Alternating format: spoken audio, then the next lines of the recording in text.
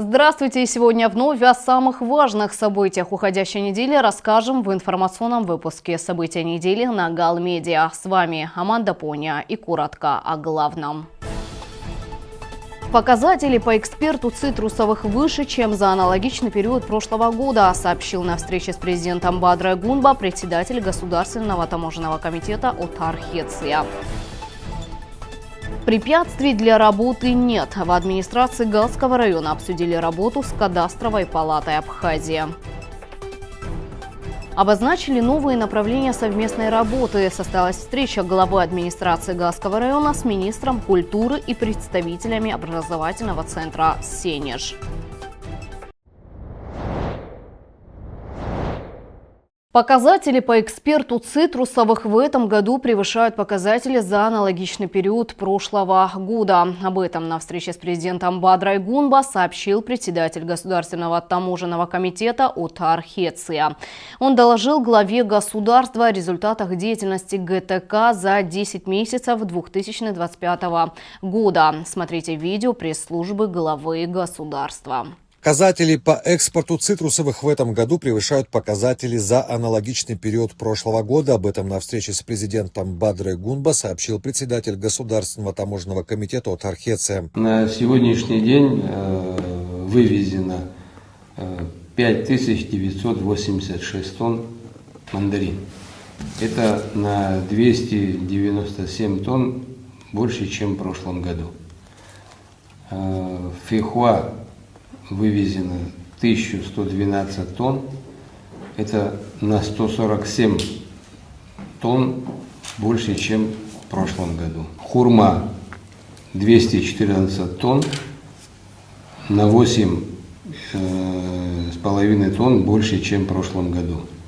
Лимоны, как никогда, в этом году вывезено 250 тонн. По сравнению с прошлым годом это на 123 тонны больше. Оказать необходимую помощь экспортерам для того, чтобы беспрепятственно эти товары проходили. Мы с российской стороной достигли определенного уровня взаимодействия. Никаких проблем, как это бывало в предыдущие годы, с перевалкой цитрусовых у нас на границе с коллегами не возникает. Надо сохранить этот высокий уровень взаимодействия с коллегами. Я знаю, что ваши службы очень активно прорабатывают и готовятся к тем мероприятиям, которые сегодня проходят на границе. Надо будет держать это также на личном контроле. Председатель ГТК Отар Хеция ознакомил президента Бадру Гунба с итогами деятельности ведомства за 10 месяцев текущего года. Хеция отметил рост доходов и сборов, а также представил ключевые приоритеты по модернизации и техническому оснащению службы на 2026 год. Основной вклад в эту динамику внес импорт, который увеличился на 10% и достиг 43 миллиардов рублей. Рост обеспечили такие виды, как машины и оборудование, плюс 46%, подакцизные товары, плюс 12%, и минеральная продукция, включая топливо, плюс 4%. Это по сравнению с прошлым годом.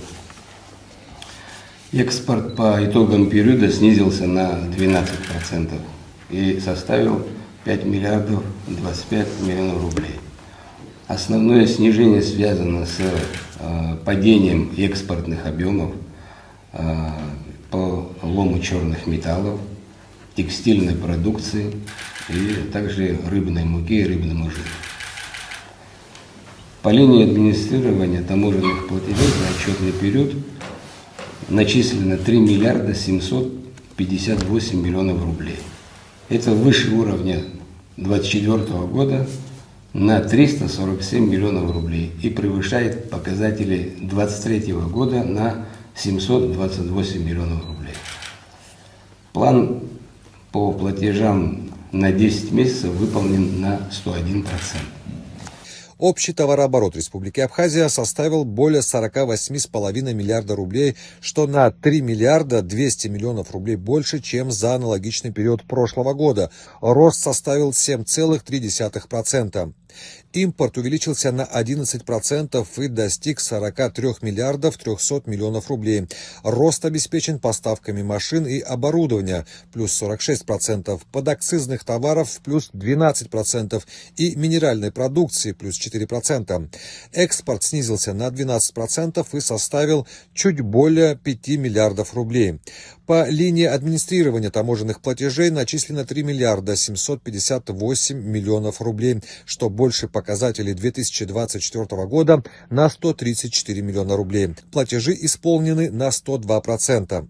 Приоритеты на 2026 год включают развитие системы управления рисками, совершенствование таможенного законодательства, внедрение новых информационных решений. Отдельное внимание техническому оснащению пунктов пропуска рентген-сканерами и мобильными ИДК. Проведено более 50 оперативных и профилактических мероприятий. Выявлено 219 административных нарушений. В бюджет поступило свыше 7 миллионов рублей штрафов. Продолжена системная работа по укреплению сотрудничества с Российской Федерацией. С 1 января 2025 года начал применяться новый таможенный кодекс Республики Абхазия.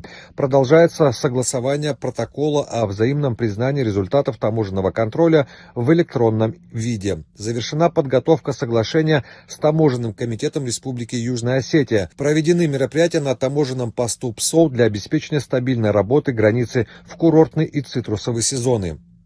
Президент отметил эффективность работы Государственного таможенного комитета и подчеркнул ключевые задачи, направленные на укрепление экономической безопасности и значительное пополнение бюджета. Ключевая роль Государственного таможенного комитета в формировании, в том числе и в пополнении бюджета нашей страны, она очевидна. В этом смысле нам необходимо усилить работу. Уверен в том, что есть резервы, которые мы должны еще использовать. Я, пользуясь случаем, благодарю весь личный состав.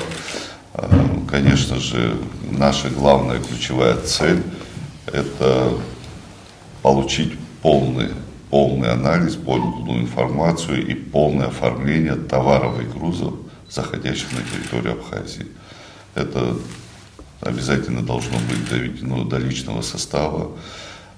Как только мы выстроим эту систему наиболее эффективно, мы найдем механизмы применения и поощрения сотрудников. Давайте пойдем по этому пути, чтобы мы были честны друг перед другом, ответственны. К сожалению, вот в рамках и правоохранительной деятельности вы знаете, что есть определенные факты, где незаконное пересечение товара пресекается. Это в том числе и благодаря поддержке сотрудников таможенного комитета. Эту работу надо продолжать. Это позволит нам не только на входе, на границе увидеть объем товара, но и это будет возможность для нашей налоговой службы, Министерства по налогам и сборам в полной мере видеть картину того, что завозится на территорию Абхазии. А это дополнительные бюджетные возможности. Мы часто говорим, в нашем обществе часто говорят о том, что надо повышать зарплаты, пенсии, социальные выплаты. Ну как это сделать, когда есть проблемы с оформлением, с учетом? Нам нужно в первую очередь решить эти проблемы. И я знаю, что вы над этим работаете, правоохранители над этим работают, и мы обязательно в этом смысле усилим это направление. В целом показатели положительные, динамика положительная, нам обязательно нужно сохранить эту динамику. Глава государства выразил благодарность председателю Государственного таможенного комитета и всему личному составу за проделанную работу. Через таможенный пост Адлер ввезено 7 тысяч тонн плодоовощной продукции, в том числе более 5 тысяч тонн мандаринов. С ростом интенсивности ввоза сочинские таможенники фиксируют правонарушения, связанные с несоблюдением запретов и ограничений, а также не предоставлением разрешительных документов на товар. Так, на прошедшей неделе в ходе контроля легкового автомобиля сотрудники таможни обнаружили в салоне и багажнике машины 15 сеток с мандаринами, машинами, общий вес которых составил порядка 500 килограмм. Товаросопроводительных, коммерческих или разрешительных документов на цитрусовые мужчина не предоставил, заявив, что мандарины перевозят для личных нужд. Исходя из количества товара, было принято решение о неотнесении его к товарам для личного пользования. Ввоз был запрещен.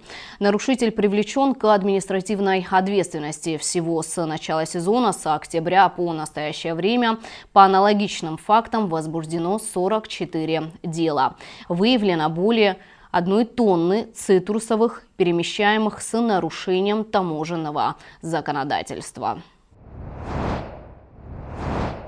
В понедельник состоялась встреча главы администрации Гасского района Константина Пиля с министром культуры Дауром Кови и представителями образовательного центра «Сенеж». В ходе беседы стороны обсудили перспективы культурных и образовательных проектов в регионе, обменялись предложениями по развитию творческой среды и договорились о дальнейшем сотрудничестве.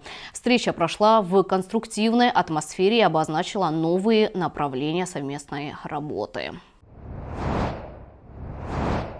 Меня зовут Никита Попов, эксперт мастерской управления «Сенеж» президентской платформы «Россия – страна возможностей». Приехали для выстраивания совместной деятельности между странами, проводим образовательную программу, в рамках которой обучаем на нашей платформе представителей от Абхазии. И здесь мы, как консультанты, пытаемся задать правильные вопросы, которые могут навести уже представителей Абхазии, Крымского района, на ту деятельность, которая может нас вместе сплотить. Препятствий для работы нет. В администрации Гасского района обсудили работу с кадастровой палатой Абхазии. 18 ноября глава администрации Гасского района Константин Пиля провел рабочую встречу с делегацией из Сухума во главе с вице-премьером Вараздатом Минасяном и директором Государственной кадастровой палаты Абхазии Тимуром Сангулия. Подробности у моей коллеги Теи Басария. 18 ноября глава администрации Галского района Константин Пиля провел рабочую встречу с делегацией из Сухума во главе с вице-премьером Вараздатом Минасяном и директором Государственной кадастровой палаты Абхазии Тимуром Сангулия. В рамках визита обсуждался ряд вопросов, связанных с развитием взаимодействия. Добрый день. Мы знаем, чем обусловлена сегодняшняя поездка. Вопрос кадастровой в стране вызвал некий резонанс, но я думаю, наверное, больше от непонимания и нехватки информации. Мы придерживаемся норматив закона, мы хотим, чтобы кадастр, конечно, заработал. Провели ряд мероприятий, мы делали инвентаризацию всего фонда. Вот у нас руководитель БТИ, начальник правового управления, заместитель главы администрации. Цель нашего визита, как вы и сказали, это кадастр, поручение премьер-министра. Вот мы по всем районам ездим и по его поручению, что касается еще и распоряжения проект устава по БТИ, чтобы он был у нас единый, как бы, наверное, вы уже ознакомлены, скорее всего, да, он у нас есть. И хотим вот эти детали проработать, предметно поговорить, как говорится, рассчитываем на взаимодействие, чтобы БТИ и кадастр работал, плюс глава администрации включительно, чтобы администрация тоже нам помогла в этом вопросе. Вот если есть какие-то вопросы, здесь у нас есть юрист, кадастровая палата, землеустроитель. Вот прям вот техника, все понятно, да, юридическая, но хочется вот этот механизм, чтобы он запустился, потому что в народе говорят, что все стоит, страна встала, никаких, не знаю, нету, да, не оформляют, никаких купли-продажи и прочего. Ну, так идет такая молва на самом деле. Вот хотим это все рассеять, что на самом деле вот мы готовы работать и хотим от вас взаимодействия. Да, вот, спасибо. если спасибо. Есть вопросы, да, чтобы мы Да, обсудили, да, детали, детали, да. и чтобы работа начала работать, как говорится, кадастровая палата. Особое внимание стороны уделили работе кадастровых служб. Тимур Сангулия отметил, что взаимодействие в области кадастрового учета может стать одним из ключевых направлений совместной работы. В первую очередь цель была встретиться с администрацией Гальского района, с руководителем БТИ, приватизации, отдела землеустройства, чтобы согласовать процедуру работы, взаимодействия, так как уже 1,5 месяца существует кадастровая палата и закон о кадастре недвижимости, и очень большой объем работы, который должен производиться между нами, он требует дополнительных наладок, дополнительных проговорок, так сказать, но мы уже сегодня проговорили очень большой объем взаимодействия и видим, что нет никаких сложностей, никаких препятствий и проблем. Все аспекты были озвучены, все аспекты были проговорены, и есть работа с БТИ, есть работа с приватизацией, есть работа с землеустройством, есть работа с архитектурой и, в общем, с администрацией Гальского района.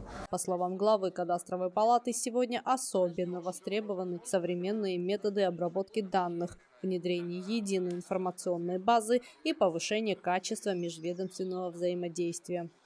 Большой объем работ планируется сделать, в том числе и для самого Гальского района. Это землеотводные мероприятия, приватизационные работы. Вот для цели сделок купли-продажи, вступления в наследство. Мы все это сегодня проговаривали, чтобы не было никаких задержек, не было никаких сложностей.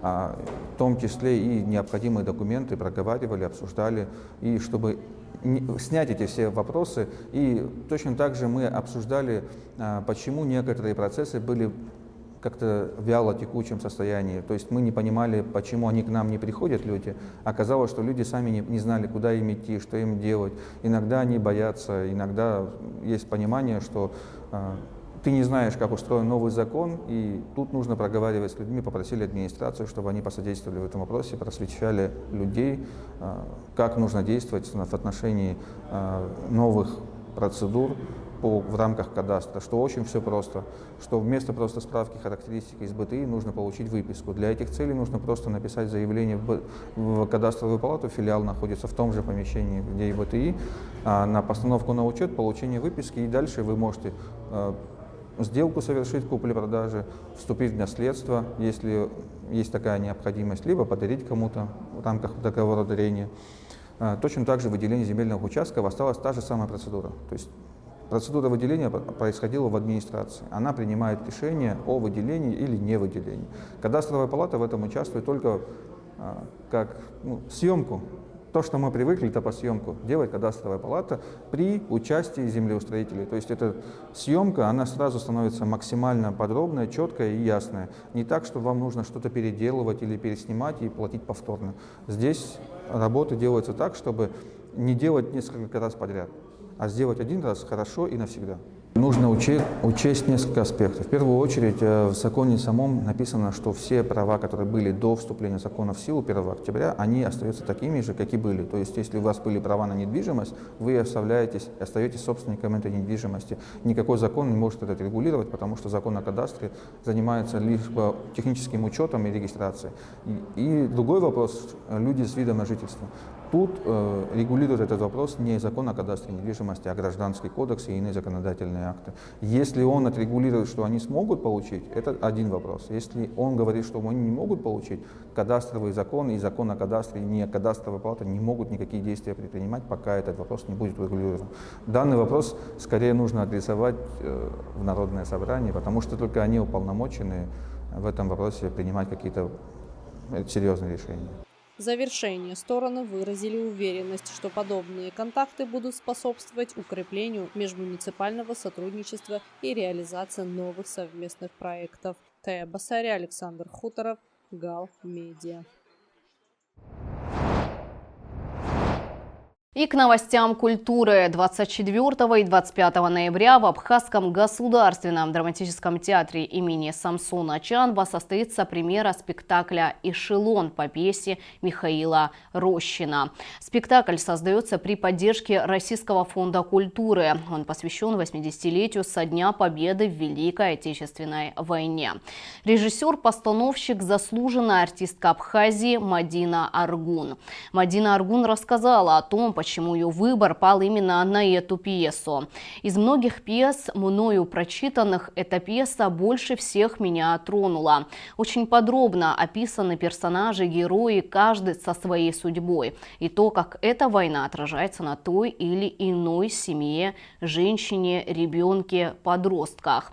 Место действия – узкое пространство, эшелон, где бывают недопонимания между людьми. Пьеса «Эшелон» знаменитая и востребованная многими российскими театрами. Это история о судьбах людей, столкнувшихся с войной, волей случая, попавших в одну теплушку поезда. Совершенно разные, растерянные, хранящие надежду, они жадно проживают каждое мгновение жизни, стараясь сохранить самое главное – человечность, рассказала режиссер Мадина Аргун. Первый кастинг нового проекта «Народная сцена» пройдет 20 ноября. Об этом сообщил актер, сценарист, режиссер, руководитель проекта Теймур Астаня на пресс-конференции, состоявшейся в пресс-центре «Спутник Абхазия». По словам Таня, проект отличается от предшествующих. Участники продемонстрируют свои таланты в 4 категориях – вокальной, инструментальной, хореографической и сценической. В первую очередь, этот проект отличается тем, что он многожанровый. У нас были 4 категории, в которых будут принимать участие участники. То есть первая категория – вокальная часть, вторая категория – будет инструментальная, третья – это хореографическая, и четвертая категория, на которой вы заострили внимание, это как раз сценический образ или ораторское искусство, скажем так. Это мы заметили тенденцию, что у нас очень хорошо развивается, особенно в соцсетях, тема именно стихотворения. Девочки есть хорошие, читают стихи, достаточно смысловые, глубинные, глубокие, скажем так. Поэтому мы хотим вот эту тоже категорию, решили ее выставить, чтобы развить именно эту тему. Мы говорим о Министерстве культуры, у нас же основная наша задача, одна из основных наших задач – это выявление молодых творческих людей, их поддержка и дальнейшее их развитие. Вот. Поэтому такого рода конкурсы, они как раз являются таким мощным стимулом для того, чтобы молодые люди пробовали себя на сцене. Потому что, ну, давайте откровенно, многие стесняются, многие не хотят пробовать, у многих нет возможностей. И вот сегодня такая фигура, как Теймур Таня, да, он сам по себе является очень мощным мотиватором для молодых людей, когда, глядя на него, ты понимаешь, что есть возможность достичь достаточно серьезных высот в творчестве. Вот. Мы, в свою очередь, если говорить о государственной программе, у нас, знаете, есть ряд образовательных учреждений, где у нас обучаются молодые дети, молодые творческие люди. И эти образовательные учреждения тоже сами проводят такого рода программы, то есть направленные на выявление. Но здесь немножечко подход другой. То есть если мы тут больше делаем такой образовательный упор, вот здесь больше упор сделан на то, чтобы молодежь немножко раскрыла себя, так сказать, так, более креативно. Вот, поэтому, конечно, когда мы начали говорить на эту тему, естественно, возник достаточно серьезный интерес к реализации этой программы. Говорили с нашими партнерами в Российской Федерации на предмет того, чтобы финалисты этого конкурса они могли иметь возможность дальше продвинуться и на российскую сцену в том числе. Вот, получили как бы поддержку, одобрение в этом проекте, поэтому я уверен, что у этого проекта будет достаточно хорошее будущее. На этом наш выпуск завершен. Уважаемые телезрители, следите за новостями Галского района и всей республики вместе с телеканалом Галмедиа, редакция информационной программы «События недели». До новых встреч в эфире.